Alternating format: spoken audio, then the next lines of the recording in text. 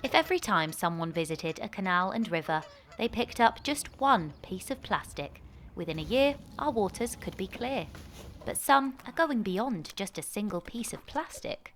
It's a bit of a grey Sunday morning here in Salford Quays, but that hasn't stopped plenty of local people coming out to do their bit and pick up some litter to make their community a nicer place to be. Clean Up the Quays is a local initiative established by campaigner and Liberal Democrat candidate Alex Warren. I was having my lunch one day, I was just sat up on a bench up there, and I looked out and I saw a swan eating a piece of polystyrene, and I thought, this is awful. It's just quite clear to me from living in a city for 7 years that local government and government don't care enough about plastic pollution and green space, but people do. And Luke is one of those. Normally, you'll find him behind the bar at the Bee Orchid, but he didn't shy away from getting stuck in, quite literally.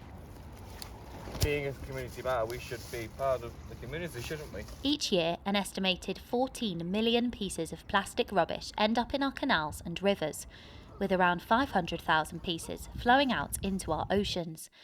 And I wanted to find out the type of waste most often found in the Quays. Plastic bottles, just from people who've just been drinking and then throw it on the side, cans, but also pieces of industrial waste, so from building sites, from the developers that are making a lot of money around here. Loads of footballs, yeah.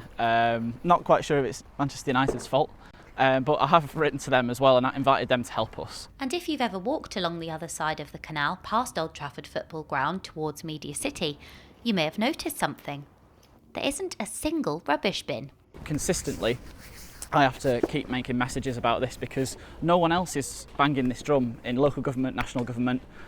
So I'm taking it upon myself, being in a party that is very green-minded, environmentally focused, to drive this in our city. The team didn't waste any time, shifting 20 whole bags equating to 2 tonnes of rubbish.